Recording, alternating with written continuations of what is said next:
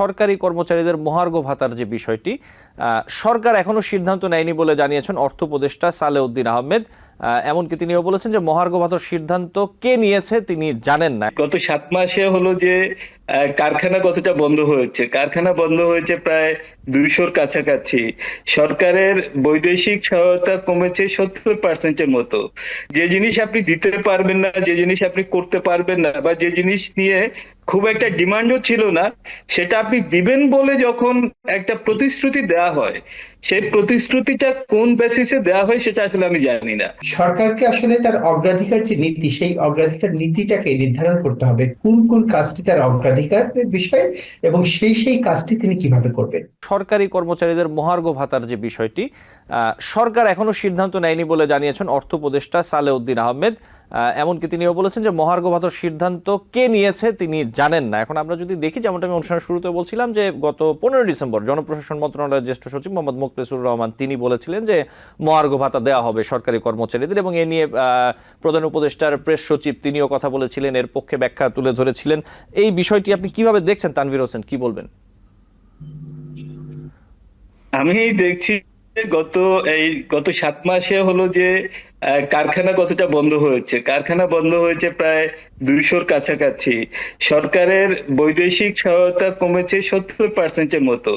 তারপরে হলো যে ট্যাক্স আদায় পিছিয়েছে প্রায় 40,000 কোটি টাকার মতো, হলো যে 6 মাসে আদায় করতে পারেনি। তো সরকারের যত আয় সবগুলো নিম্নমুখী, জনগণের যত দাবি সব ঊর্ধ্বমুখী। তো এই যে আয় এবং ব্যয়ের যে ভারসাম্যহীনতা, সেই জায়গাটাতে বোধহয় সরকার চেষ্টা করছেন। কিন্তু এই জায়গাটাতে সবচেয়ে বড় সমন্বয়হীনতা হলো যে আপনি যে জিনিস আপনি দিতে পারবেন না, যে জিনিস আপনি করতে পারবেন না, বা যে জিনিস নিয়ে খুব একটা ডিমান্ডও ছিল না, সেটা আপনি দিবেন বলে যখন একটা প্রতিশ্রুতি দেওয়া হয়, সেই প্রতিশ্রুতিটা কোন বেসিসে দেওয়া হয় সেটা আসলে আমি জানি না। সো এই যে প্রতিশ্রুতি দেয়া, এরপরে একজন বলবেন যে আমার সাথে আলোচনা করে দেওয়া হয়নি, আরেকজন বলবেন আমি জানি না। তাহলে এই প্রতিশ্রুতি যখন দেওয়া হয়, যখন পরদিন সেটা পত্রিকাতে ছাপানো হয়, তখন কেন তারা এই বিষয়গুলোতে মুখ খোলেন না? তো আমার কথা হলো যে সরকারি কর্মচারীরা এই দেশের নাগরিক, তারা যেভাবে সুবিধা চাচ্ছেন, এখন মহার্ঘ ভাতার সাথে অনেক ইতিহাস জড়িত। যে জিনিস, যে দাবি, আপনি বাংলাদেশের চিকিৎসকদেরকে কি পরিমাণ সম্মানী দেওয়া হয়, তারা যে সময়টা বা যে পরিশ্রমটা করে, তারা কি কি সুবিধা পান, সামরিক বাহিনী কি কি সুবিধা পান, রেলের কর্মচারীরা কি সুবিধা পাবেন, বিমানের কর্মচারীরা কি সুবিধা পাবেন, এগুলো কিন্তু সেক্টর ওয়াইজ আলাদা হয়ে যায়। এখন আমরা সবগুলোকে যদি লেভেলিং করতে যাই, সরকার যেমন বিপদে পড়ে, এইসব যারা সরকারি কর্মকর্তা কর্মচারী যারা আশা করে বসে থাকে, তারা একটা বিব্রতকর অবস্থার মধ্যে পড়ে। আমার কাছে মনে হয় সরকারের এই ঘোষণা দেওয়ার আগেই সচেতন হওয়া উচিত, এবং যেটা অর্থনৈতিক ভাবে সরকারের যে উপার্জন আছে, সরকার তো টাকাটা আসলে জনগণের ট্যাক্স থেকেই দিবে, তো সেটার সাথে ভারসাম্যপূর্ণ হওয়াটা জরুরি বলে আমি মনে করি। জি, আপনাকে ধন্যবাদ। আমি একটু আহসান হাবিব বলবো আপনার কাছে আসি, যে বিষয়টি নিয়ে আমরা যে রেলওয়ের যে পরিস্থিতি দেখতে পাচ্ছি, আপনি বলছিলেন, আমি আপনার কাছে প্রশ্ন রেখেছিলাম যে আসলে সমাধানটা কিভাবে হতে পারে, কিন্তু তখন পুরোপুরি আসলে আপনার কাছে উত্তরটি নিতে পারিনি। এই যে রেলওয়ের কর্মীদের যে দাবি দেওয়া, এই বিষয়টি আহসান হাবিব বলবো, আপনি যদি আমাকে একটু ছোট করে বলতেন যে আসলে কিভাবে এই বিষয়টি নিয়ে সরকার এগোতে পারে, এবং রেলওয়ের পক্ষ থেকে আসলে কিভাবে জিনিসটি তারা সমাধানের পথে যেতে পারে। যেমন বৈঠকে কিন্তু কোনো সমাধান হয়নি বুধবার, মঙ্গলবার। জি, ধন্যবাদ। আহ, যে কথাটি আহ, ইতিপূর্বে আবার ইতিপূর্বে যে সম্মানিত আলোচক যে আলোচনাটা করছিলেন উন্নয়ন কর্মী তানভীর হোসেন, যে সরকারের আসলে যে আয় এবং ব্যয়ের যে ভারসাম্য নীতি, সেই নীতিটার জায়গায় তার একটি ঘাটতি রয়েছে। অপরদিকে সরকারের মধ্যে যে বিষয়, তাদের আভ্যন্তরীণ যে সমন্বয়, সেই সমন্বয়ের ঘাটতি রয়েছে। সরকারকে আসলে তার অগ্রাধিকার যে নীতি, সেই অগ্রাধিকার নীতিটাকে নির্ধারণ করতে হবে কোন কোন কাজটি তার অগ্রাধিকারের বিষয় এবং সেই কাজটি তিনি কিভাবে করবেন। আমরা সরকার পরিচালনা হওয়ার যে বিষয়, আমরা জানি যে 5ই আগস্টের পরে সাধারণভাবে জনগণের মধ্যে, বিভিন্ন শ্রেণী পেশার মানুষের মধ্যে প্রত্যাশার যে জায়গাটি, সেটি বেড়েছে। তাহলে সেই প্রত্যাশাটি পূরণ করবেন বলে এক ধরনের প্রতিশ্রুতি দিয়ে কিন্তু সরকার তার ক্ষমতায় এসেছেন।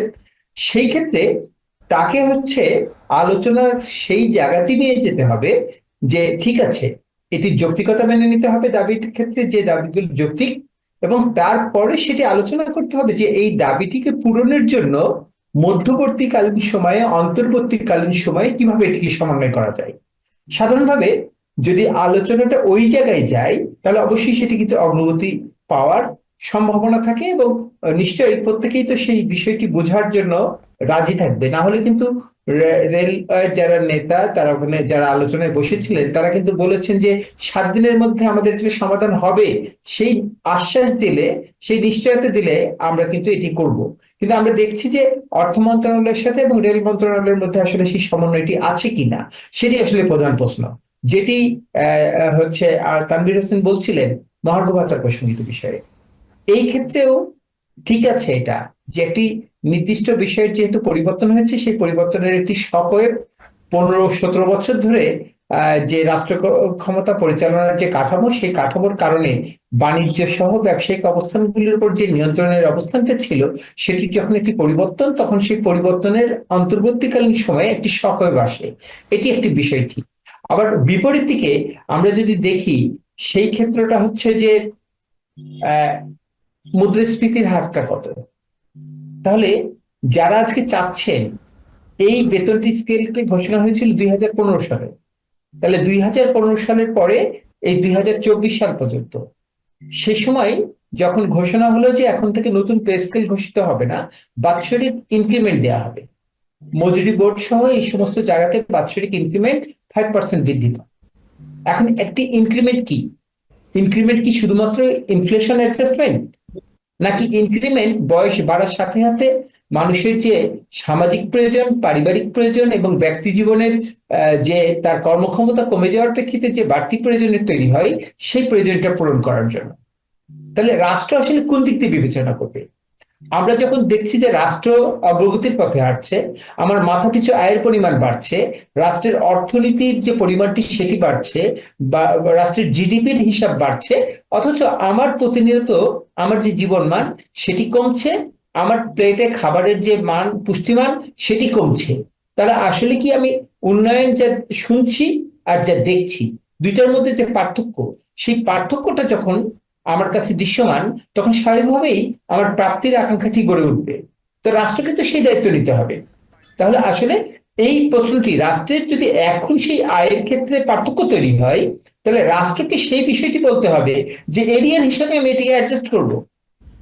বা কিন্তু আমার ইনফ্লেশনের চেয়ে যদি আমার ইনক্রিমেন্ট কম হয়, তার মানে প্রকৃতপক্ষে প্রতিনিয়ত আসলে আমার মজুরি চুরি হয়ে যাচ্ছে, বা আমার মজুরি আমি হারিয়ে ফেলছি। আহসান হাবীব আমার বুলবুল, আমি আরেকটি প্রশ্ন নিয়ে আপনার কাছে একটু আসতে চাই, একটু পরে আমি একটু তানভীর হোসেনের কাছে যাই, আপনার কাছে আসবো। আমার হাতে সময় কম, এই জন্য আমি আসলে প্রসঙ্গ বদলাতে হচ্ছে।